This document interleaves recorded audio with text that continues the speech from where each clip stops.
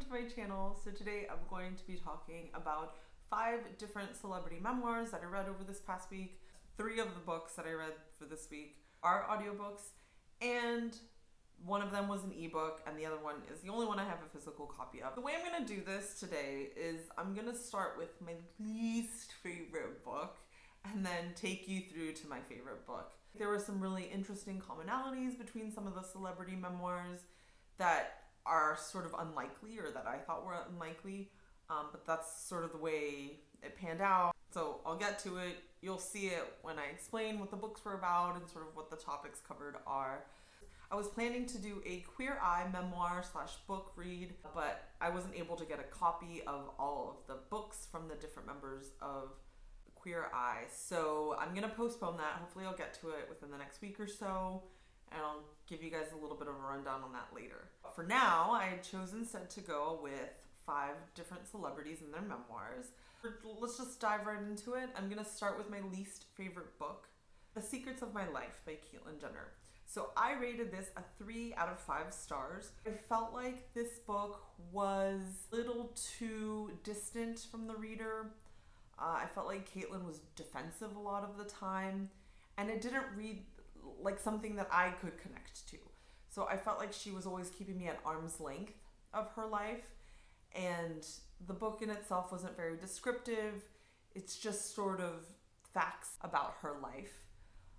But there are some really interesting things in there. I think it gives a lot to talk about in terms of the trans experience and what the process is like for somebody who lived such a long time as Bruce and then transitioned to Caitlyn at a sort of a later point in her life.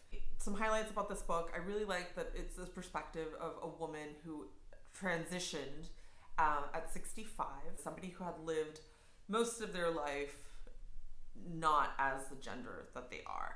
So I thought that was a really interesting perspective that Caitlyn was able to show us in that book. However, I will say I didn't like the writing style, and this book was co-written by Bissinger.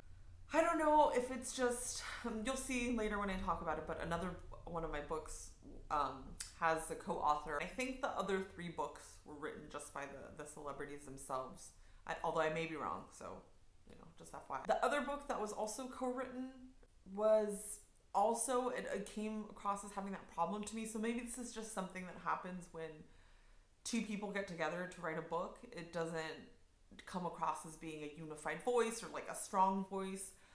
So with Caitlyn's book, I just found it really disjointed.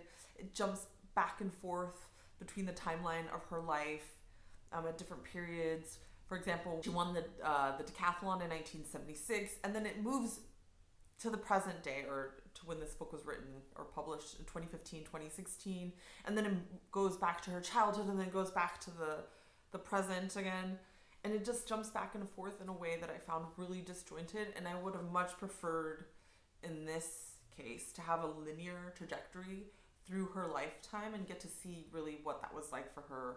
She grew up in a time and was reared in a time that can be seen as a very repressive period in the United States in the 1950s and 60s.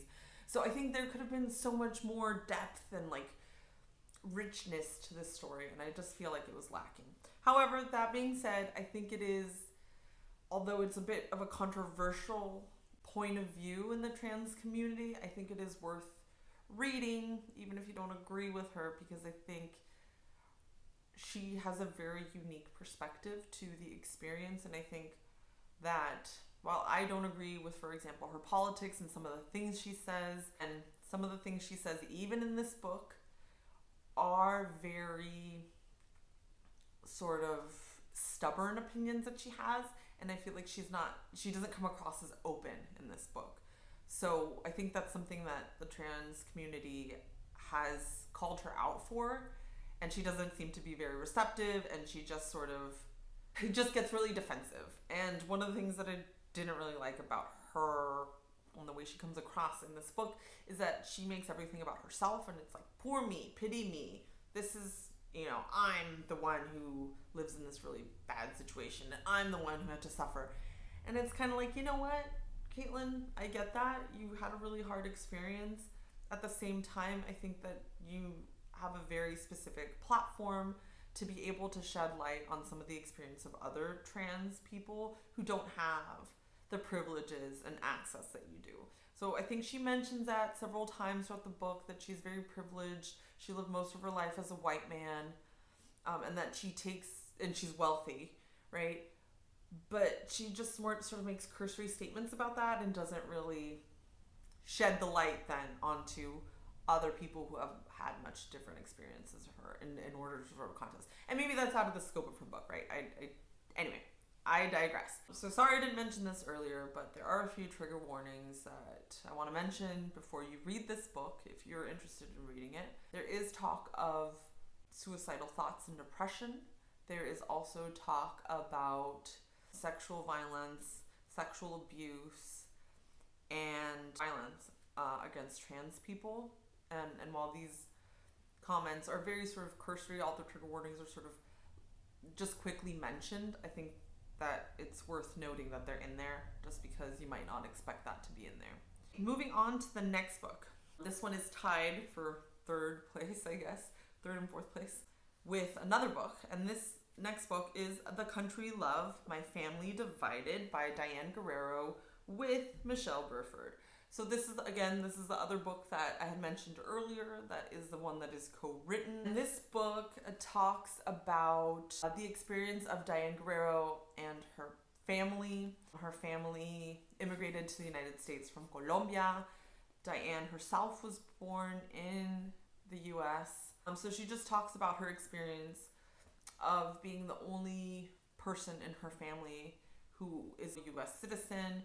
She talks about this in the book. Her brother and later her parents get deported. And it's just talking about sort of the immigrant experience that we don't often get to see. Now this book, I gave it a 3.5 out of 5 stars. And the reason for that is I didn't feel like the writing was very compelling. It took me a little bit to get into the story. This book, while you might think it's about most of Diane Guerrero's life, she's still fairly young, so I mean, there's maybe not so much to go into as of right now, but it really just focuses on her life dealing with her parents, undocumented immigrants in the United States. So most of that is that's sort of the central focus point of the book, and you don't really get into her career and all that till the very end of the book. So I feel like it's more about her experience as a part of a family that was divided because of her family being deported.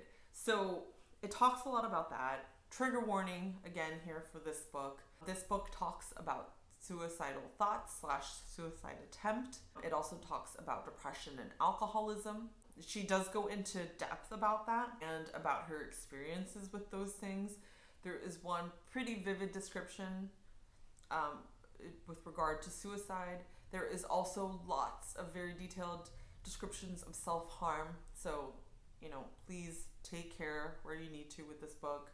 Don't read it if it's going to trigger you. One of the things that I thought was really interesting about this book is that it had a lot in common with the Caitlyn Jenner book, in that it talked about suicidal thoughts. And in both cases, both celebrities suffered from dyslexia. So I thought that was really cool that they both talk about their dyslexia, how it affected the way they perceived themselves, and the challenges they faced academically. And the way they both approached that was interesting, and I think it really had a big impact on why they chose the careers that they did.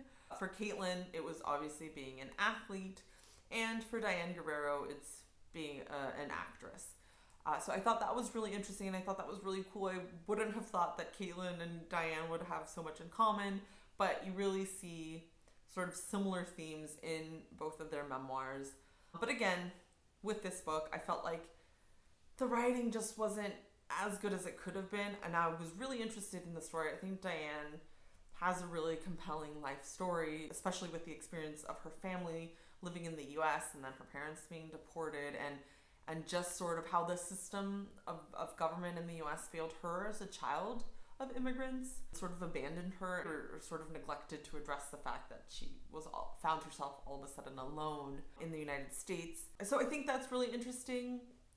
I I found this book to be informative in that it does talk a lot about immigration and what happens at like deportation centers, what happens to people when they get deported, what that can do to families. At the end of the book, she really gets into the nitty-gritty of like the political situation. One thing that this book shares with the next book I'm going to be talking about is the fact that Obama features in this book fairly prominently in the next book, but in this one she talks about how she gets to meet Obama and how that's a very major thing for her, and she talks about DACA for one thing, and sort of the executive orders that Obama put into place having to do with obviously what this book is about, the US immigration system. So I gave, again, this book 3.5 out of 5 stars. I think it was an interesting read, but I just think it was not well executed. However, I think if you're interested in her and you're interested in the topic, I think you should read this book and take from it what you can. So moving on to the next book. The next book, so the next 3 books actually I listened to as audiobooks.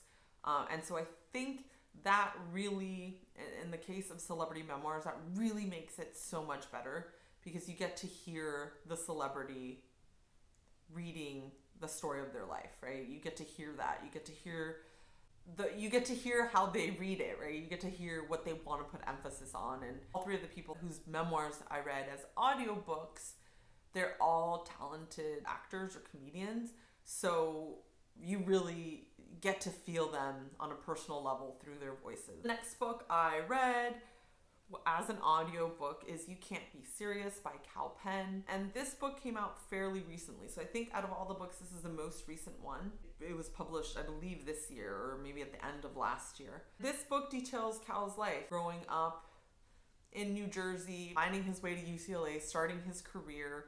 Two of the things that this book shares in common with Diane Guerrero's memoir is that it talks a lot about racism and sort of racism in the industry, how people are perceived. Other thing that it shares in common is that in this book, Cal Penn talks a lot about his work for the Obama administration. So in that sense, Obama plays a fairly heavy role in the latter part of this book.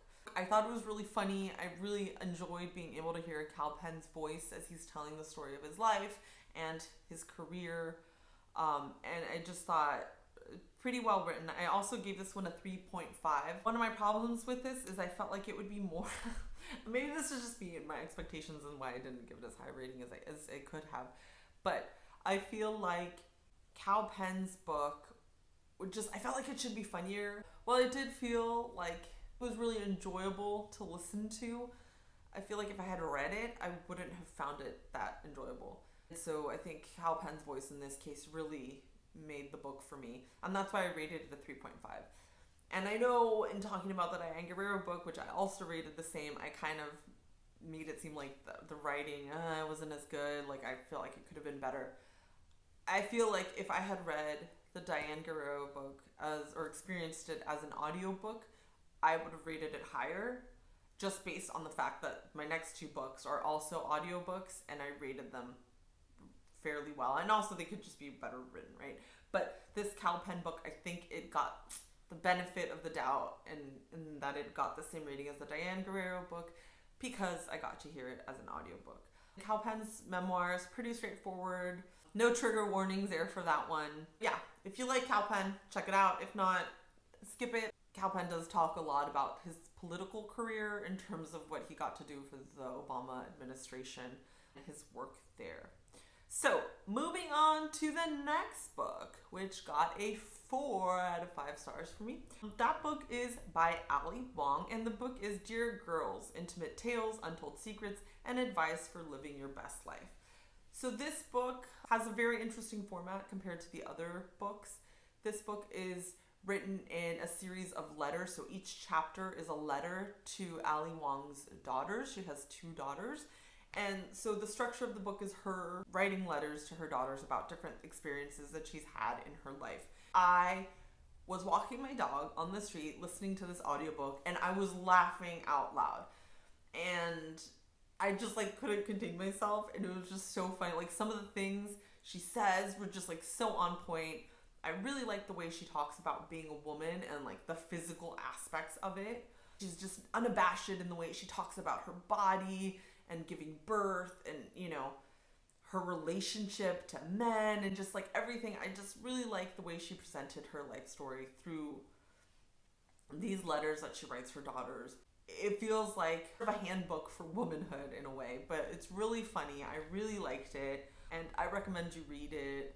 Again, as an audiobook, because that's the way I experience it. I think it is really great. I love her delivery of the letters that she's writing, right? She's just so funny. Her voice is so animated, and it really makes the story really worthwhile in my opinion. So Ali Wong and Gabrielle Union are both from the Bay Area, so that might be a little bit why too. I feel like I have similar sensibilities to them because I also grew up in the Bay Area. So, and I just could really relate to the way they write and the way they talk about things and like their experiences growing up in the Bay Area. I think I could really relate to as a person of color living in a mostly white, affluent area, and both Ali Wong and Gabrielle Union describe different experiences, or I feel like we're pretty similar to mine. So I think that's also why I really connected with their books and I really liked it. And in Ali Wong's book, you also get a pro tip of a really good Chinese restaurant in San Francisco. So next time I'm back there, I'll have to check it out.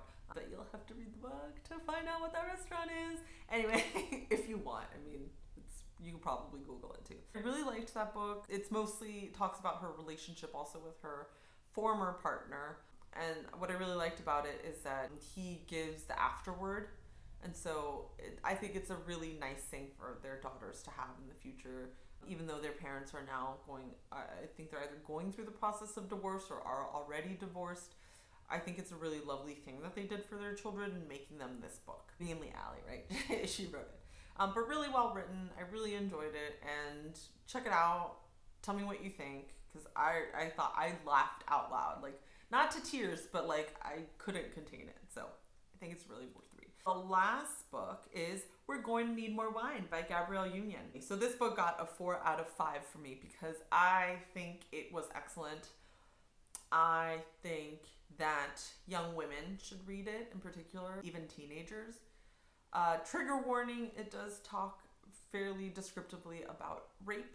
The things that I liked about this book is that it really describes, like Ali Wong's book, it really provides insight into the experience of womanhood and the way that being one of the only people of color in your school, your neighborhood, really affects the way you grow up and the way you see yourself. Like I mentioned before, I really related to that.